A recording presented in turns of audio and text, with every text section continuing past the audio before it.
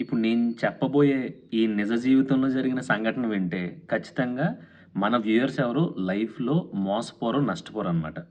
ఇప్పుడు ఏదైనా కొనాలనుకుంటాం. లేదంటే ఏదైనా తీసుకోవాలనుకుంటాం. అప్పుడు ఏం జేస్తాం? పలానోడు మనకు తెలుసు. ఆడి దగ్గర తీసుకో. మనకంటే కొంచెం తగ్గించిస్తాడు. కొంచెం బెస్ట్ ఇస్తాడు అని జెప్తారు కదా! అలాంటి వోడిని నిజంగా కొట్టిన చోట కొట్టకుండా కొట్టాలి. ఎందుకంటే ఏదైనా వస్తువు తీసుకోవాలనుకున్నప్పుడు, ఏదైనా ఒక అసెట్, ఒక ఆస్తిని కొనాలనుకున్నప్పుడు ఖచ్చితంగా మీకు తెలియని వాడి దగ్గరే కొనండి. అంటే ఒక మంచి పెద్ద బ్రాండ్ నేమ్ ఉండి, ఓకే. ఇప్పటి వరకు కొన్ని సంవత్సరాల నుంచి ట్రాక్ రికార్డ్ బావుంది అనుకున్నోడి దగ్గర మాత్రమే కొనండి.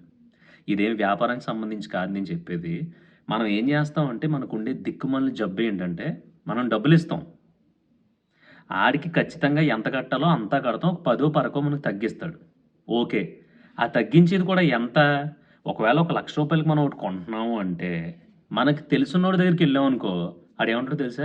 అదేండి బయటోళ్ళకైతే మనం అసలు ఒక్క రూపాయి కూడా తగ్గించం. మీకు గాబట్టి 99కి ఇస్తాను. ఇంకా 10 తగ్గించగలను అంటాడు. కానీ మీకో విషయం తెలుసా? ఆడు అమ్మే అదే 98,000 అసెట్టు మనకి బయట 95కి, 92కి కూడా మనం బేరమాడగలుగుతాం. కానీ ఈడి దగ్గర బేరమాడలేము. అవునండి. సర్లేండి మనలో మనకేముంది అని బలవంతంగా ఒప్పేసుకోవాల్సొస్తది. ఎందుకంటే ఆడు మనకు తెలిసినోడు. లేదంటే మనకి తెలిసున్నోడు ద్వారా వచ్చిన ఒక రికమెండేషనో, రిఫరెన్సు. అందుకని అన్నీ మూసుకొని ఆడు తగ్గించిన రూ. 10 మనం ఓ పెద్ద బ్రహ్మ పదార్థంగా ఫీల్ అయిపోయి ఆడి దగ్గర తీసుకోవాల్సొస్తది. నీకా కర్మేంటి? నువ్వు ఇప్పుడు రూ. 1,00,000 పెట్టడానికి రెడీ అయ్యావు. కొనాలనుకున్నావు. మార్కెట్‌లో తిరుగు. బయట తెలిసినోడిని, తెలియనోడిని అడుగు. తర్వాత ఒక మంచి బ్రాండ్ ఇమేజు, ఒక మంచి హిస్టరీ ఉన్న దాని దగ్గరికెళ్ళి, అక్కడ అడిగి వాళ్ళ దగ్గర తీసుకో. ఈడిచ్చే రూ. 98 డిస్కౌంట్‌ని నువ్వు బలవంతంగా స్వీకరించినప్పుడు, ఒక మంచి బ్రాండు, ఒక మంచి బిజినెస్ హిస్టరీ ఉన్న వాళ్ళ దగ్గర అదే రూ. 98కి కొనుక్కుంటే, నీకు నువ్వు ఎంక్వైరీ చేసుకొని, నీ డబ్బులతో, నీ కష్టార్జితంతో, నువ్వు కష్టపడిన డబ్బులతో కొనుక్కుంటే సరిపోద్ది కదా! మళ్ళీ అలా కాకుండా ఎవడి రిఫరెన్స్‌తోనో తెలిసున్నోడి ద్వారా మనోడే ఎళ్ళు నేను చెప్తాను కదా! బ్రహ్మాండంగా ఉంటది మనదే అని ఎవడో చెప్తే ఆడి సిఫారసు పట్టుకొని రూ. 1,00,000 పట్టుకొని మనం వెళ్ళడం ఏంటి? మనం కొనుక్కోవడం ఏంటి? రేపొద్దున్న ఈ ఎదవెళ్లి ఆడి దగ్గర, ఈడి దగ్గర మనమే కొనిపెట్టాం. ఏదో కష్టపడ్డాడు కదా! పోన్లే అలాంటోడికి కాకపోతే ఇంకెవడికి చేస్తాం అని చెప్పి మనోడే అని ఇప్పించాం. మనమే మామూలుగా అయితే బయట బోలెడు రేట్ అది. మన పేరు చెప్పుకొని కొనుక్కున్నాడు ఏదో పోన్లే బాగుపడతాడంటాడు.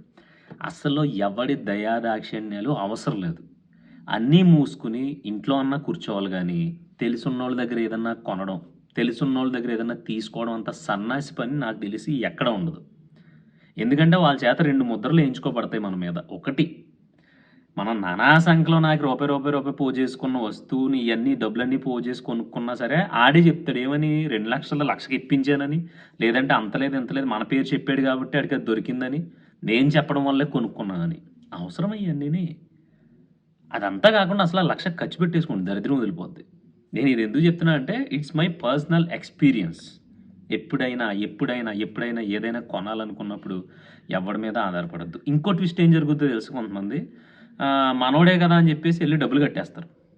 డబ్బులు కట్టేసుకుంటే ఆడు రేపంటాడు, ఎల్లుండంటాడు, అవతల ఎల్లుండంటాడు. ఆడిని మనం ఒక్క మాట అనలేం. ఎందుకంటే గౌరవం కావచ్చు, పోన్లే మనల్ని ఏదో కొంచెం రిఫరెన్స్ ద్వారా ఎళ్ళాము. మనకేదో కొంచెం తగ్గించి ఇచ్చాడని కావచ్చు. మనం రేపొద్దున్న తీసుకోవాలి అని టార్గెట్ పెట్టుకొని, మనం ఎంతో ఆశగా ఒక టార్గెట్ పెట్టుకొని, టార్గెట్ సంక్రాంతిలోపు మనం ఒక వస్తువు తీసుకోవాలని మనం అక్కడికెళ్తే, తెలిసున్నోడు కదా అని మనం డబ్బులు కట్టేస్తే, ఆడేం చేస్తాడో తెలుసా? ఆడి జీవితంలో మనల్ని మినిమమ్ చిన్న పురుగులా కూడా చూడడు.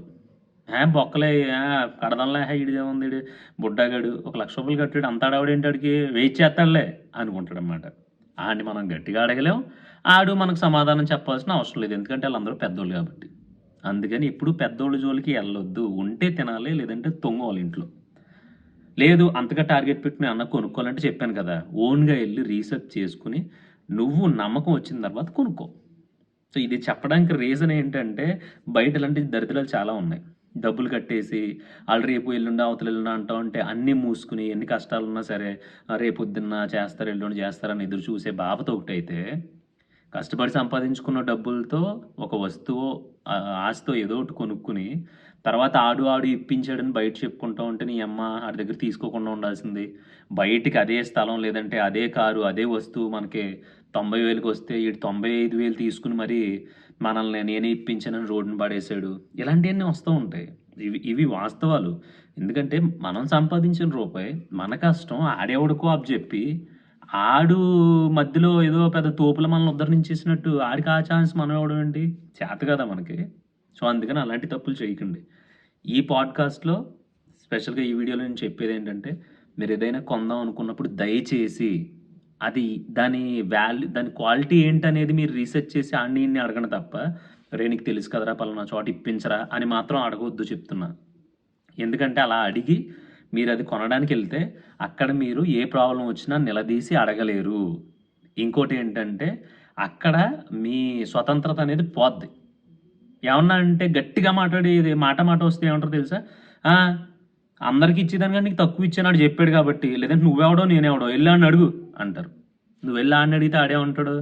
"నువ్వేదో చిన్నోడు కదా, బక్కోడు కదా అని నేనేదో మాట చెప్పాను రో నాకేం తెలుసు, నాకేం సంబంధం లేదు. మీరు చూసుకోండి" అంటాడు. అవసరమా బాసు? నేనేమంటానంటే, చెడిపోతే నీకు నువ్వే చెడిపో. సంకనాగిపోతే నీకు నువ్వే సంకనాగిపో. అంతేగాని వేరేవాడి మీద ఆధారపడి ఆడి మీద ఆశలు పెట్టేసుకొని అలా ఎదురు చూసావనుకో, ముసలోడివి అయిపోతావు, జుట్టు ఊడిపోద్ది, ఉపయోగం ఏమీ ఉండదు. ఇప్పటిదాకా జరిగిందేదో జరిగిపోయింది. వదిలేసేయి. పోగొట్టుకున్నావా, కోల్పోయావా అదంతా తర్వాత సంగతి. ఇదేం మోటివేషన్ క్లాస్ కాదు. సంకనాగిపోవద్దు అని చెప్పే ఒక మాటనమాట.